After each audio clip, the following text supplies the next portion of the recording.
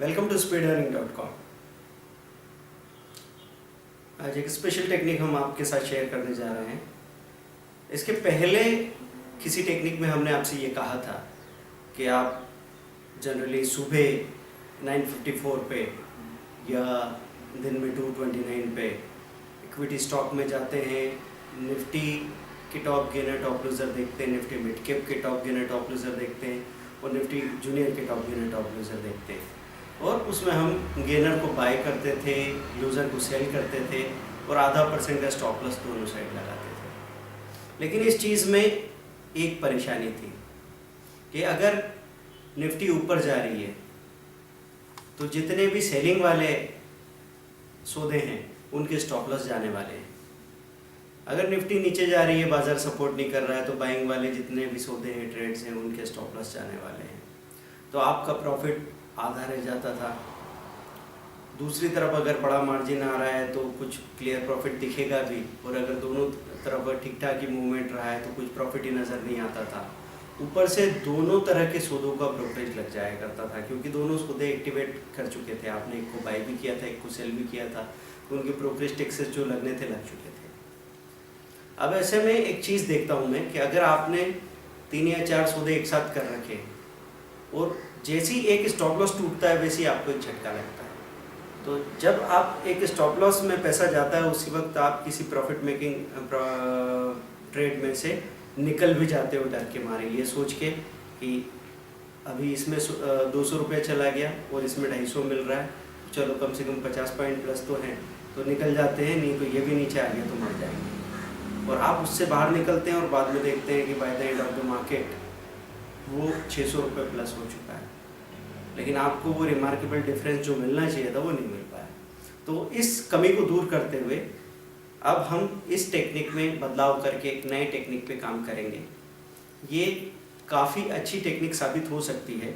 तो इसमें वही आप NSeindia.com में लाइव मार्केट में लाइव वॉच में जाते हैं, इक्विटी स्टॉक पे जाते हैं, निफ्टी की टॉप गेनर को देखिए, टॉप लूज़र को देखिए, निफ्टी जूनियर के टॉप गेनर टॉप लूज़र को देखिए, निफ्टी मिड कैप के टॉप गेनर टॉप लूज़र को देखिए। गेनर जो है उसमें हाई के ऊपर स्टॉप लॉस बाइंग लगा के छोड़ दीजिए और लूज़र में लो के नीचे स्टॉप लॉस सेलिंग लगा के छोड़ दीजिए। तो निफ्टी में आपने एक बाइंग एक selling, stop loss buying stop loss selling, Nifty junior में एक stop loss buying stop loss selling, Nifty mid cap में टॉप गेनर के स्टॉप लॉस बाइंग और स्टॉप लॉस सेलिंग लगा के छोड़ दी। अब 6 ऑर्डर्स आपने प्लेस करके रखे हुए हैं, उसमें से बमुश्किल 2 या 3 ऑर्डर एग्जीक्यूट होंगे।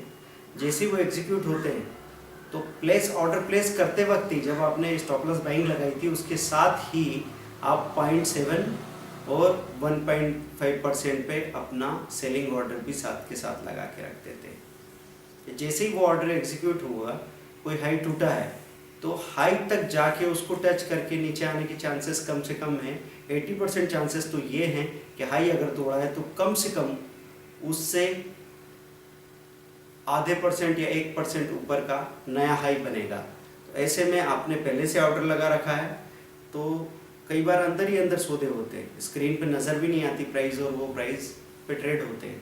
तो आपका ऑर्डर लगा हुआ है तो अपने आप ही वो बाइंग भी हो जाएगी, सेलिंग भी हो जाएगी, प्रॉफिट आपके हाथ में आ जाएगा। और अगर किसी केस में ऐसा नहीं हो पाता है तो आप वहाँ 0.3% का स्टॉप लॉस स्ट्रिक्ट लगा दीजिए, या ज़्यादा देर वेट मत कीजिए। 10-15 मिनट में एक्टिवेट होने के बाद अगर वो मूव कर रहा है तो ठीक, नहीं तो बाहर निकल जाइए। तो ऐसे केस में आपको बड़े आराम से प्रॉफिट मिलेगा। समझो आपके 3 ट्रेड एक्टिवेट हुए हैं और तीनों ट्रेड में आपको 500-700 रुपये के आसपास का भी प्रॉफिट आता है 300 या 250 की क्वांटिटी में, तो आप एक अच्छा प्रॉफिट लेके बाहर आएंगे।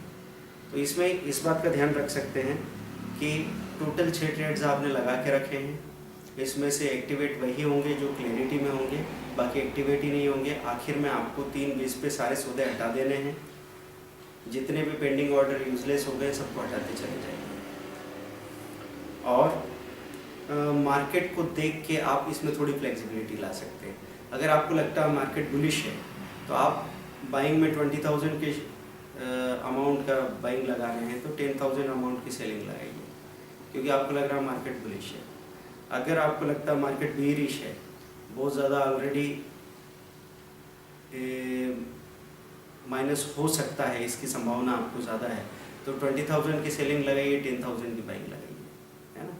और पिक्स में भी इस तरह की चीज़ कर सकते हैं। दूसरा क्या होगा, अगर पिक पे है, आपको लगा कि निफ्टी पहले ही 80 पॉइंट प्लस है और अब और ज़्यादा जाने की गुंजाइश नहीं है, तब आप बाइंग में थोड़ा कम और सेलिंग में थोड़ा ज़्यादा लगा सकते हैं। अगर आपको लगता है 100 पॉइंट के आसपास निफ्टी पहले से माइनस है, तो सेलिंग थोड़ी कम और बाइंग थोड़ी ज़्यादा लगा सकते हैं।